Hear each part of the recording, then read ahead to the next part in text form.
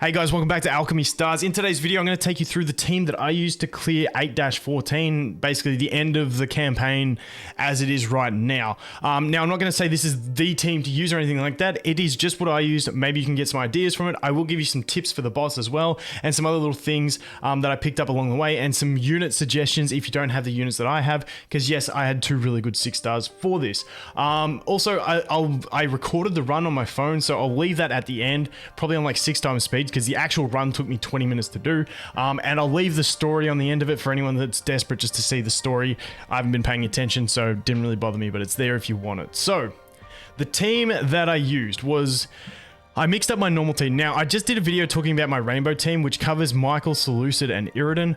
So if you want to check them out, I'm not going to go in depth into them in this video. You can go check out that video. I'll leave it in the description. But basic summary, Michael, damage dealer with a teleport. Seleucid, no cooldown on his ult that does one, what do they call it? I gotta read what they call it now. Damn, it's annoying. They call it one surrounding cluster. Cluster, that's it. So 0 cooldown on one cluster, resets red tiles. Iridan, 2 select tiles into the ones that collapse into the next 2 stages. Eho was the next one that I brought in as my teleporter. Now, I had been using Peppy. I used Eho in this one because I just wanted extra lightning damage. Now, I did go ahead and ascend her, as you can see here. Basically, it really wasn't that important for the ascension. I just really wanted to check what her next ascension was, but also gave me a bit of extra damage. I did the breakthrough as well, which unlocks her second chain combo, which when I'm doing some big lightning chains, like I said, that extra damage is quite nice, but she's there really just to be my teleporter on a 1-round cooldown.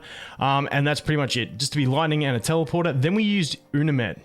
I don't know how to say that name properly, but we're at 1 ascension here, which it's not bad, but it's not the most important thing. But yeah, it throws a select tile, charging yellow, yada yada yada. That's going to be my next one. If we go to skills, here we go. So the unlocking the ascension only gave her a heal, which isn't really necessary. The reason you use this is because you got a preemptive. If you break through, it becomes preemptive. 1-round cooldown to change a tile to yellow. You get added effects on it, but really it's just there as a secondary converter for me. So that's why Unamet was in the team. And it worked pretty well. Now, if you don't have Michael and Iridan, I'm going to talk about some options.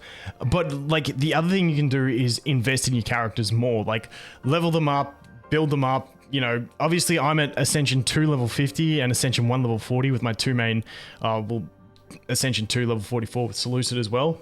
So I'm not heavily invested. So if you invest a bit further, maybe get your main damage dealer to Ascension 3 and using a water team, you might be okay. But I want to talk about some replacements because I actually think there's a like borderline better damage dealer than Michael. Not quite, but you know, a good substitution. And that is Dana, which everyone gets for free.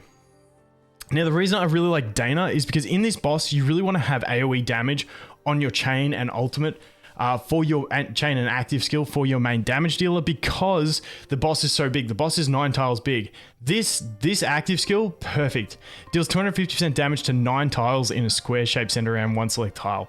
You can just completely nuke the boss with that every time. It doesn't matter where you are. You don't have to be positioned right. You just go and you're going to be doing full damage to the boss, which is awesome. Then we have this column damage where at a 9 chain, it's going to be doing 3 columns of damage, which when you're trying to avoid the boss, which we'll look at in a sec, is fantastic to deal damage. To deal damage and also avoid the boss's attack. So really nice kit on Dana for that boss. Then you'd really want a converter. So this is where, you know, you really want a lightning converter to be able to do that. Otherwise, you can go with the Dana option. So if you're like a water person, you've gone full water, you're not in a horrible position because you can then use Dana. You can bring, what's her face? Miss Blank. Any other water converters you've got like that. Like, if you're doing a water main team, I think you're perfectly fine to take your main water team and just swap your main damage dealer to be Dana, and you're pretty well set to go from there. Now, obviously, it depends what converters you have and all that. Like I said, this free-to-play core of the 3 stars is really solid for a lightning team, but it does require you to have a lightning converter. That's the only requirements. If you've got a lightning converter, any of them, Beverly, the one from the beginner banner, anything like that, you're pretty good to use this team, I think. And just chuck in Dana as your damage dealer and away you go. Now, let's jump over and look at the battle because there's a lot of RNG involved in it as well. So if we jump over here, and I did only 1-star it because my damage is nowhere near crazy enough to be able to 3-star this. But if we jump in, we'll just go through the basics on the boss. And what I did was I basically challenged, if you quit the challenge, you lose 1 stamina. So I retried about 7 times until I got a good chain on my first one, that I could go into the fancy mode when you get like a 15 combo. I can't remember what it's called, but you know what I'm talking about. So I just kept retrying. I just jump in, I go, that's a bad starting combo, I'd retry. It was really important because in the amount of turns, especially with how low ascension my units were, it was incredibly tough to actually get the damage required. And you'll see on my run, I actually get it on my very last move. The last turn of the whole battle, I actually managed to kill it, which would have sucked if I didn't, because that would have been painful. But as you can see here, so like this one, I would definitely just restart, not even worth it. But here, the boss has 2 attacks. This is the first one. So what you want to aim to do is sort of get in there, deal a bunch of damage. Now, keeping in mind, if you do get that 15 chain, you can stay next to the boss, deal as much damage as you can, and away you go. But that's what I think is cool about, was it Dana? The one that I recommended, because like in this situation, you could go like this, stay here, and you're out of range of the boss, but you've still got 1 column of damage going through the boss. I think she's a fantastic damage dealer for that reason. But once again, here we're just gonna like, we'll just skip through so we can see the boss's other attacks. So let's go just boom, boom, boom, boom, boom, get rid of all those greens. Happy days. So the boss is gonna do that one. And then straight up next, you can see it's going to be doing cross damage. And that is the way it goes the whole time. When you kill the boss once, it becomes 2. When you kill those 2, they, like each of those 2, when you kill one of them, they become 2 more. And it gets really complicated trying to manage all the attacks of those little ones. But make sure you're always checking them to see what ability they are on. And as you can see, we're in a pretty horrible position in this one. Oh, I've got my Peppy team. Wait. I got the wrong team. I got the wrong team selected.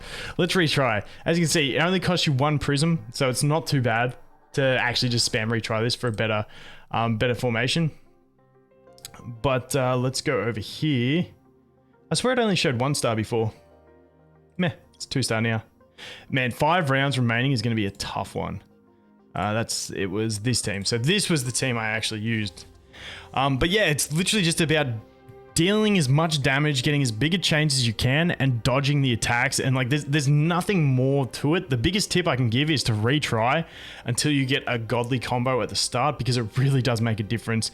If you like, for me, like I think in the replay when you watch it, I think I did about like 30 or 40% of the boss's health in my first chain, and that was very vital for meeting the limits. But if your team's more powerful, you might not have to stress as much. As you can see, this one's pretty average, but I can still do something like this and at least get rid of all those reds and get a bit of a chain up so I can deal some damage. As you can see, 93%, not too bad, not great. But what we'll do is I don't even think we'll go through it, but as you can see, we can always do this. We can pop that there, we can get a bit more of a chain going. And that's pretty much what I was doing. You'll see the replay. I spend a lot of time considering my moves and thinking about it, but now we can go here and we can attack and get a good little chain going. And don't forget, you can always change your leader. Like I can change my leader to Seleucid on a lightning chain to get some more damage, because he'll be doing the damage as well. And then it's just all avoidance. But anyway, that's all the tips that I really have for it. Like I said, I did luck out on my 2 6-stars and the account that I chose to progress with. I didn't know the last boss was going to be this boss. But yeah, it's one of those ones that Dana, I think, is a fantastic option for everyone. And I feel like the water players, if you invest in that Dana, you can take your water team in here and do incredibly well. You just might need some more ascension. But anyway, I'll leave that run here. You guys can watch it. Thanks for watching. I hope you have an awesome day, and I look forward to seeing the next one. Cheers.